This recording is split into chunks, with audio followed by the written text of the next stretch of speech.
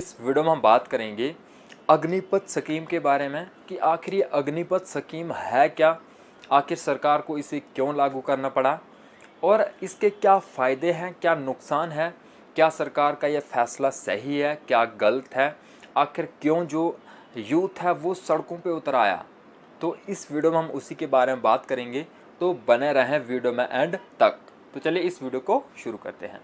Guys 14 जून 2022 को सरकार ने अग्निपथ योजना के नाम से एक स्कीम चलाई, जिसके कुछ ही टाइम बाद जो यूथ था वो सड़कों पे उतर आया और सड़कों पे आंदोलन होने लगे, इसका जमकर विरोध होने लगा और जो पब्लिक प्रॉपर्टी है उसको आग लगाई जाने लगी। सबसे बड़ा सवाल उठता है आखिर यूथ इसके विरोध में क्यों है।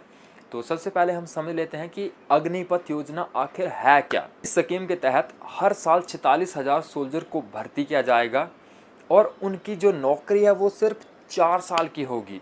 4 साल के बाद उन्हें घर का रास्ता दिखाया जाएगा और उनकी जो पहले साल की जो सैलरी है वो 30,000 होगी, दूसरे साल 33,000, तीसरे साल 36,000 और चौथे साल 40,000 उनको सैलरी दी जाएगी।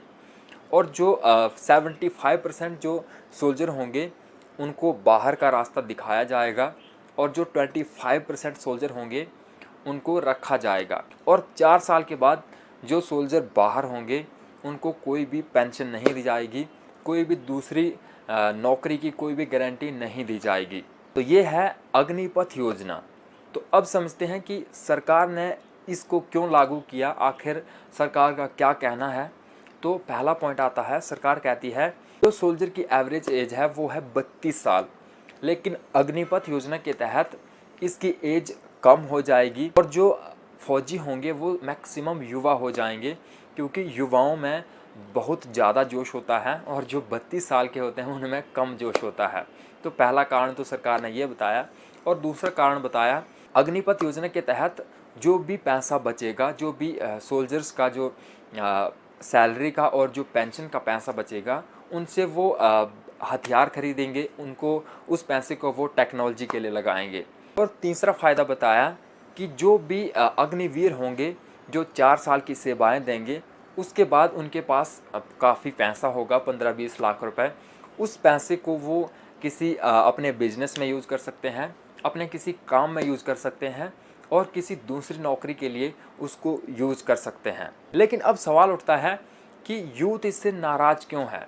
तो यूथ का कहना है कि 4 साल के बाद वो कहाँ जाएंगे, 4 साल के बाद आखिर उन्हें नौकरी की क्या गारंटी मिलेगी, आखिर 4 साल के बाद उन्हें क्या करना होगा। यूथ का कहना है कि अगर सोल्जर की नौकरी ये 4 साल रखते हैं तो जो ये एमएलए हैं, ये जो नेता लोग हैं, इनकी जॉब 2 साल होनी चाहिए, इनका पद भी 2 साल का होना चाहिए और इन्हें भी पेंशन नहीं दी जानी चाहिए। आखिर क्यों जो ये नेता लोग हैं, अगर ये एक दिन के लिए भी नेता बनते हैं तो इन्हें पूरा जीवन भर इन्हें पेंशन दी जाती है। तो यूथ का कहना है कि अगर सोल्जर्स की अगर पेंशन नहीं दी जाएगी, सोल्जर्स को 4 साल के लिए रखा जाएगा, तो आखिर नेताओं को क्यों इतनी मोटी पेंशन दी जाती है, क्यों इन्हें इतनी ज़्यादा फैसिलिटी दी जाती है। तो यूथ का यही सवाल है। तो इसमें अब आपकी क्या राय है, क्या आपके हिसाब से ये सरकार का फ़ैसला सही है या गलत है, क्या सरकार को इस पर और विचार करना चाहिए था। आप हमें अपनी पूरी राय कमेंट में ज़रूर दें। तो थैंक यू सो मच।